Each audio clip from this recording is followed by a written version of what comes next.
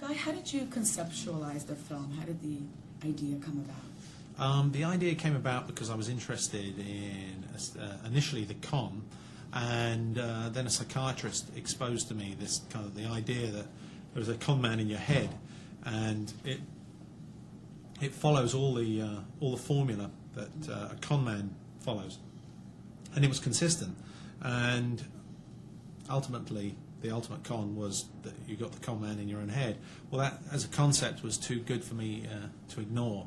However, there's a problem because the mind doesn't want to understand it. So whilst I took this project on initially, I realised that no one wanted to understand the concept. So we had to make the narrative as simple as possible. But that said, I mean, the biggest complaint about this movie has been that it's complex.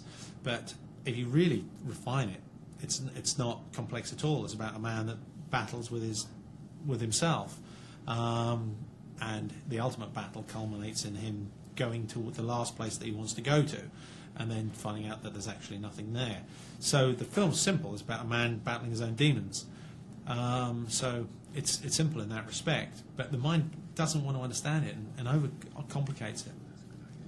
And the movie came out in 2005, though, right? Yeah. So how come it took so long to come to the States? It came out in the UK about 2 years ago, and the UK didn't like it, and there was all sorts of reasons they didn't like it. And one was because it didn't say what it did on the tin, and they were kind of familiar with Guy Ritchie movies and shoot-'em-ups and having a good old jolly, and this wasn't that at all.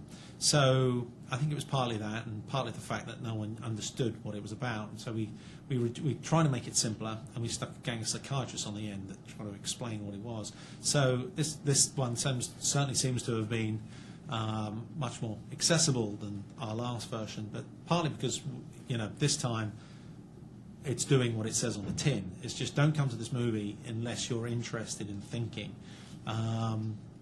So with that said, if you're interested in kind of mind tricks and so on, then you probably won't be disappointed. If you're interested in just having a movie wash over you, then you might trip up. And talk about your relationship with Jason. I know this is the third time you guys have worked together.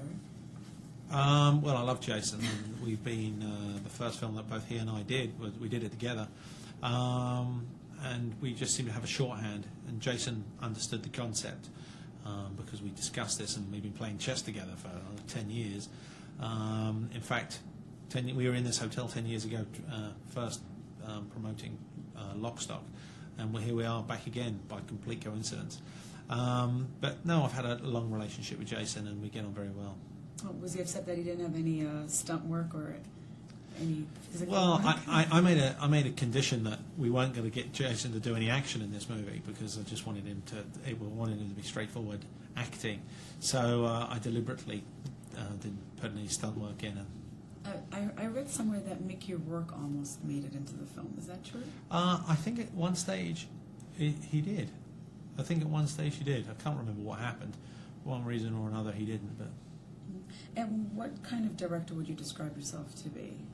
I wouldn't describe myself to be any particular kind of director.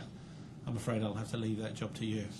Okay. Well, in terms of are you more hands-on with people? Or? Oh, in that respect, Mm-hmm. I don't know because unfortunately I don't know how other directors operate. You're better off asking actors than directors. Okay. And final question: any plans on working with Madonna again? It's quite tricky working with the wife, not because I don't mind working with the wife. In fact, I enjoy working with the wife. It's just you can appreciate the hurdles that we seem to overcome. On our last excursion together, we ended up in a bit of hot water. So it's tricky. We'll wait and see.